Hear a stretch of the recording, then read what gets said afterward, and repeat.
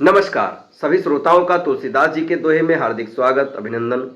श्री रामचरितमानस के एक बहुत ही प्रमुख और बहुत ही प्रचलित दोहा आप सभी के समस्त प्रस्तुत है। बढ़ते हैं दोहे की तरफ। बंदहु गुरु पद पदुम परागा, सुरुचि सुबास सरस अनुरागा। अमिय मूरि मय चूरन चारु, समन सकल भव रुज परिवारु। श्री रामचरितमानस के इस प्रथम सोपान बालकांड के वंदना प्रकरण में गोस्वामी तुलसीदास जी ने गुरु की महिमा का अत्यंत सूक्ष्म और दार्शनिक चित्रण किया है। इसकी व्याख्या मैं आप सभी के समक्ष प्रस्तुत कर रहा हूं। पद पदुम परागा मतलब चरण कमल की रज। यहां गुरु के चरणों को कमल कहा गया है। कमल कीचड़ों में रहकर भी जल से अलिप्त रहता है, उसी प्रकार गुरु संसार में रहते हुए भी माया से परे और निर्मल होते हैं।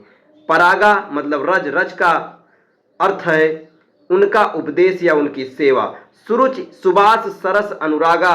तुलसीदास जी गुरु की शिक्षा के 4 गुण बताते हैं। सुरुचि वह उपदेश जो सुनने में अत्यंत प्रिय और रुचि उत्पन्न करने वाला है। सुबास मतलब वह ज्ञान जो सुगंधों की तरह चारों ओर फैलकर व्यक्ति के चरित्र को पवित्र कर दे। सरस वह शिक्षा जो नीरस न हो बल्कि भक्ति और आनंद के रस से भरी हो। अनुरागा वह ज्ञान जो प्रभु के प्रति प्रेम और अनुराग उत्पन्न करे। अमीय मूरिमय चूरन अमृतमय संजीवनी चूर्ण। संसार को एक भव रोग जन्म मरण का रोग की संज्ञा दी गई है।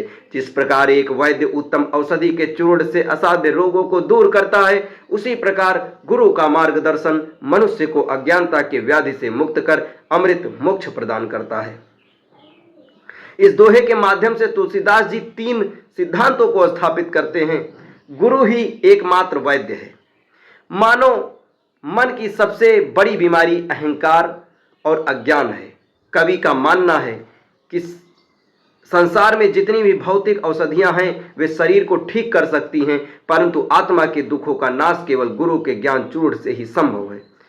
विनम्रता का महत्व। वंदना का अर्थ केवल शब्दों का उच्चारण नहीं है, बल्कि बंदऊ में वंदना करता हूं के माध्यम से वे अपने स्वयं के अहंकार को गुरु के चरणों में समर्पित कर देते हैं। ये ज्ञान प्राप्त करने की प्रथम और अनिवार्य शर्त है। भव रोग से मुक्ति। भवरुज परिवारों का अर्थ है संसार से संबंधित सभी प्रकार के दुख जैसे क्रोध, मोह, लोभ, ईर्ष्या और अज्ञान, ये सभी एक परिवार की तरह मनुष्य को जकड़ते हैं। गुरु की कृपा इन विकारों के पूरे परिवार को समूल नष्ट करने में सक्षम है। ये दोहा एक स्तुति नहीं बल्कि ये गुरु भक्ति का सूत्र है। ये स्पष्ट करता है कि बिना गुरु के मार्गदर्शन के संसार की विषमता रूपी अग्नि से बच पाना कठिन है।